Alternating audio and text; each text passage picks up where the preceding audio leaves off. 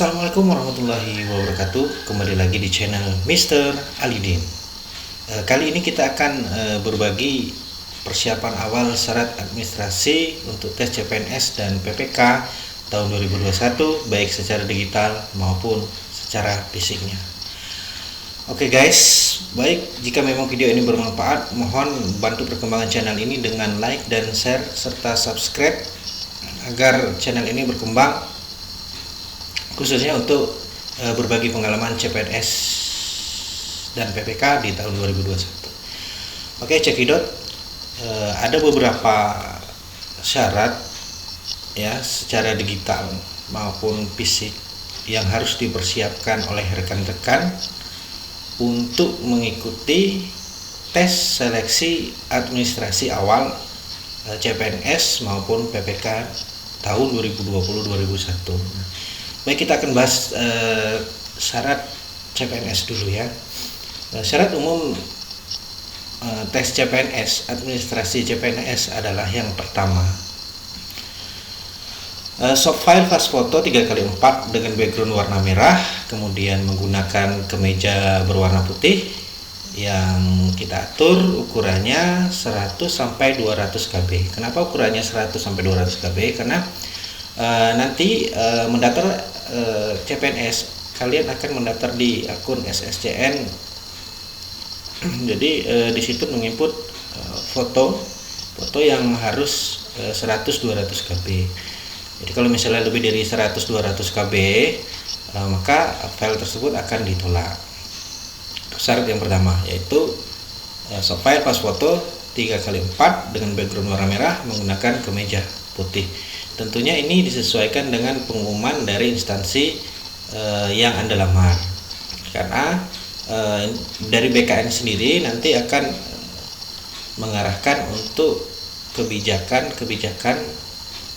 ikuti kebijakan yang ada di instansi daerah jika memang Bapak Ibu melamar di CPNS di instansi daerah.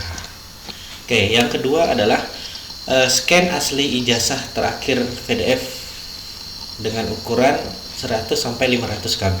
Jadi untuk mendaftar CPNS itu Bapak Ibu harus memahami setiap kata yang menjadi syarat dari tes administrasi CPNS. Nah, di sini kan scan asli, berarti yang Bapak Ibu harus scan adalah yang asli, ijazah asli yang terakhir, yaitu ijazah asli S1 bagi yang S1. Jadi scan.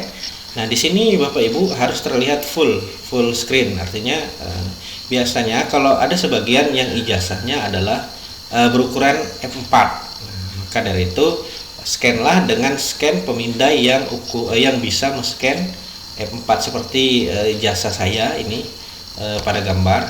Nah, ini F4 karena F4, jadi untuk scan printer itu tidak bisa terpotong, maka saya scan dengan scanner yang bisa F4. Kemudian yang selanjutnya adalah yang ketiga adalah scan asli transkrip nilai PDF dengan size 100 sampai 500 KB. Nah, khusus di transkrip ini Bapak Ibu, transkrip ini ada depan belakang, jadi di scan semua ya, jadi satu file depan belakang ukurannya maksimal 500 KB. Jadi sama seperti ijazah S1 tadi, ijazah saya ini F4, jadi harus scannya dengan scanner yang bisa men-scan F4. Jika tidak F4, scan biasanya kalau scan printer itu akan kepotong. Nah, harus full screen dengan ukuran 500 KB. Kenapa di sini 100 sampai 500 KB? Amannya sih memang di angka 300-400 KB karena memang kalau misalnya di bawah 100 KB biasanya buram dan tidak akan terbaca oleh data nanti yang masuk di SSCN. Instansi daerah nanti ketika melihat yang kita upload buram nanti di sana, makanya amannya adalah maksimal 500 KB. Nah, khusus ada beberapa, sedikit saya cerita ini, ada beberapa instansi yang memang meminta fisiknya, meminta fisik dari setelah kita upload semua di SSCN, maka ada beberapa instansi yang meminta berkas fisiknya, seperti instansi saya kemarin dari persyaratan administrasi sampai pemberkasan NIP itu meminta untuk berkas fisiknya dikumpulkan. Tidak apa-apa, ikuti aja apa yang menjadi persyaratan instansi. Nah, biasanya kalau untuk ijazah dan transkrip mereka minta legalisir. Biasanya ada juga yang meminta print setelah di scan baru di print. Nah, ikuti saran saya adalah ikuti apa yang menjadi yang dipinta oleh instansi daerah maupun pusat tempat Bapak Ibu melamar. Nah, jika memang meminta legalisir, maka Bapak Ibu harus melegalisir ijazah, transkrip dan lain-lain ke kampus maupun universitas. Selanjutnya, yang keempat adalah scan akreditas prodi dan akreditas universitas PDF dengan set sama. Setnya adalah harus maksimal 500 KB. Nah, sesuaikan dengan permintaan yang dilamar instansi. Kalau misalnya instansi meminta scan akreditas prodi yang asli, prodi maupun universitas yang asli, maka Bapak Ibu harus gercep nih, segera cepat meminta scan asli dari sertifikat akreditas ataupun surat yang keterangan yang berhubungan dengan akreditas ke prodi, fakultas untuk yang prodi, kemudian yang universitas tentunya di kantor bagian ke mahasiswaan. Nah, scan akreditas prodi dan akreditas universitas ini Bapak Ibu adalah sesuai dengan tahun lulus. Ingat, di peraturan yang sebelumnya adalah sesuai dengan tahun lulus. Jadi saran saya untuk persiapan awal, persiapkanlah administrasi ini dengan sebaik-baiknya. Nah, sekali lagi, biasanya terkendala, rekan-rekan banyak yang terkendala di akreditas prodi dan akreditas universitas ini.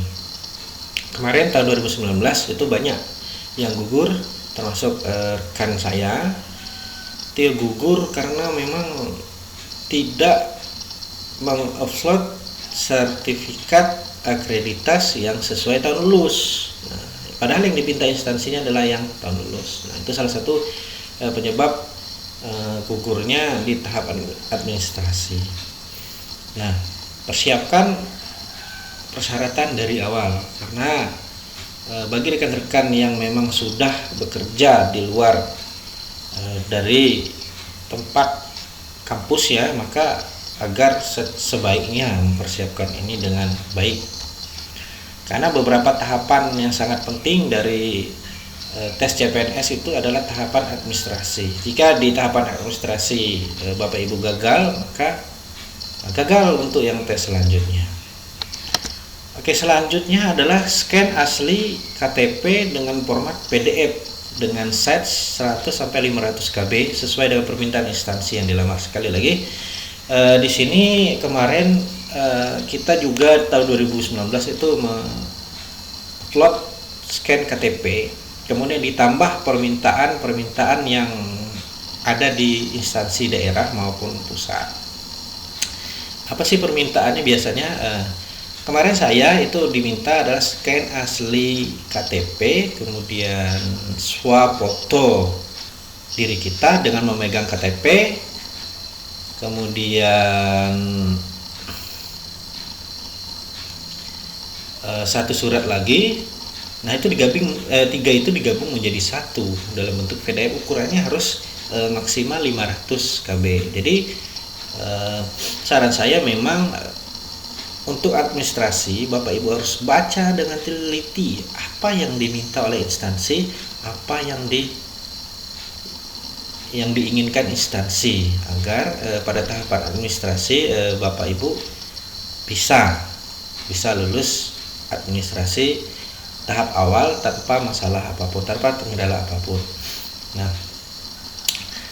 5 syarat ini sudah ada di setiap tes-tes yang pernah saya ikuti 2014, 8 dan 19 dan persiapkan aja dari awal sembari nanti menunggu pengumuman dibukanya seleksi CPNS.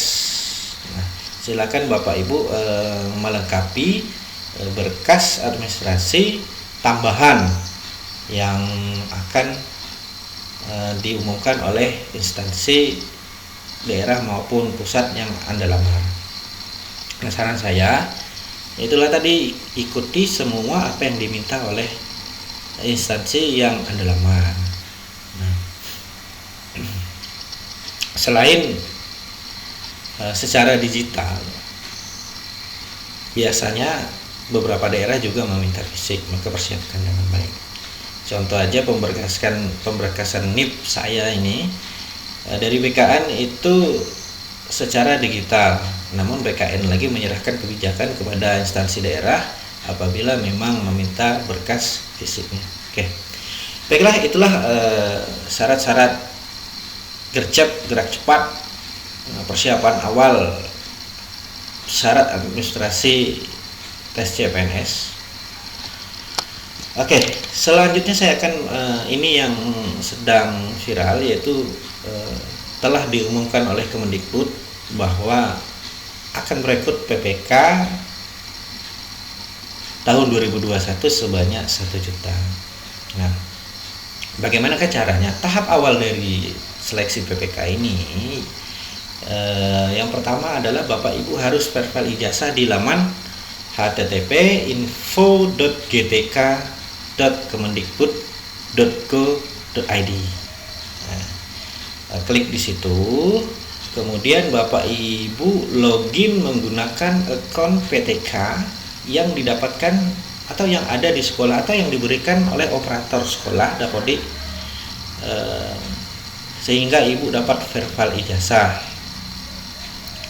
Kemudian setelah Bapak Ibu berkunjung di info GTK, seperti pada gambar ini, Ibu login di sini, yaitu akun dari GTK, masukkan akunnya di sini, kemudian masukkan passwordnya, kemudian login. Nanti akan muncul di situ verify GTK, verify ijazah Bapak Ibu. Nah, inilah tahap awal dari PPK, syarat awal dari tes PPK 2021. Bagaimana sih caranya untuk verify ijazah? Tunggu video saya yang selanjutnya. Nah, syarat tes PPK 2021 tahap pertamanya adalah dengan verify ijazah. Kemudian sembari menunggu pengumuman selanjutnya dari kementerian.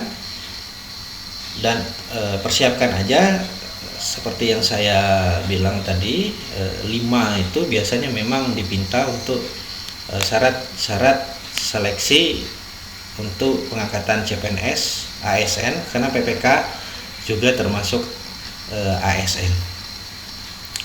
Oke, baiklah, demikian video yang bisa saya buat, yang bisa saya sharingkan. Jika bermanfaat video ini, silakan like, share, dan subscribe. Kemudian apabila ada yang memang ditanyakan, silakan berkomentar di bawah. Oke, saya akhiri. Assalamualaikum warahmatullahi wabarakatuh.